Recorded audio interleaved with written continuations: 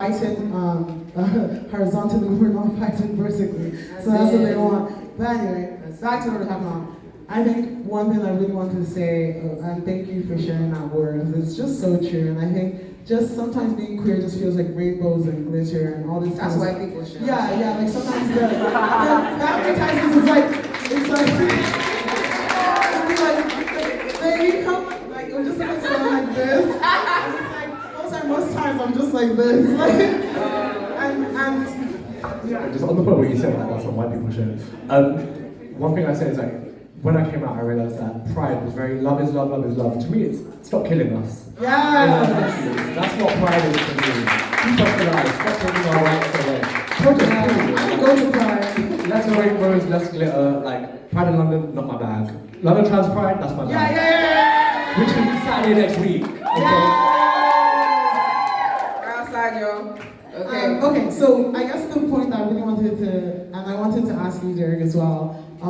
So as young people, yes, we're like, we put up our socks, we wear our boots, we're like, we are who we are, we get our lineups, I don't know. But I think deep inside there is a wound, because like we also don't know a lot of what you guys have done. I did a Google search of you guys, I was like, you guys didn't even tell me half of the stuff you guys have done. Mm-hmm. Like there's so much history that we don't see because we don't speak enough with each other, and we don't have enough of like these massive like interconnections. So I think there's so much that we're going through that we may not realize that you have also gone through, and that if we reach backwards, we have so many tools at our disposal if we just were able to connect more. And I think that also the point about family.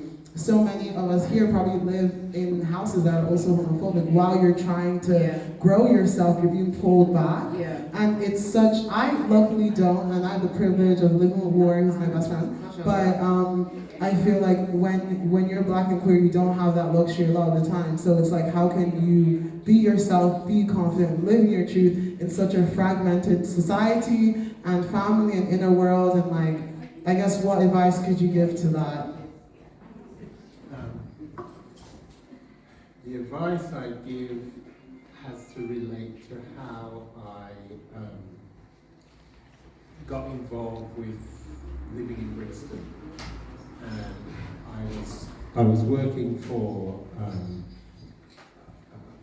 I'd come back from Amsterdam and I came to the Oval House, which was opposite the cricket ground, where you're going tomorrow. We used to live there. So Oval House was right near where I was living at the time. But I went to Oval House and I said, you know, I wanted to do some work because I was desperate for to get involved with something.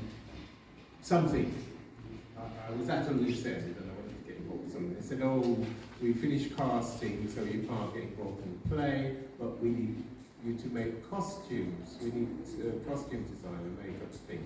So I said, oh, I have a sewing machine, and they said, right, somebody else is doing this work, and I ended up walking into Brixton with the sewing machine up to Railton Road, literally behind the house I currently live in.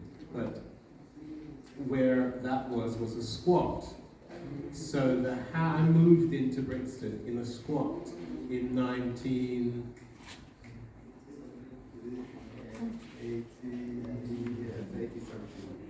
something. 81, 82.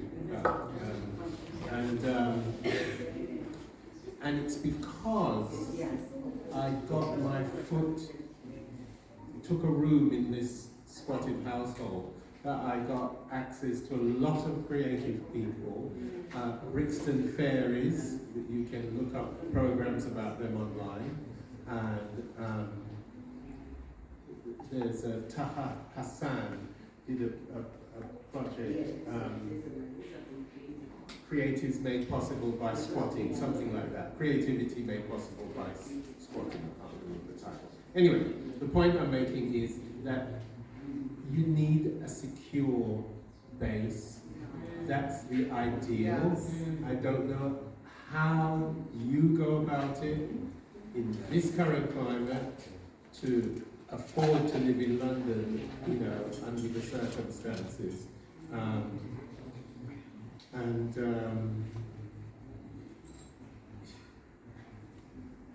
the need for somewhere safe to lay your head is paramount. And in so saying, like you demonstrate, it's the network of friends.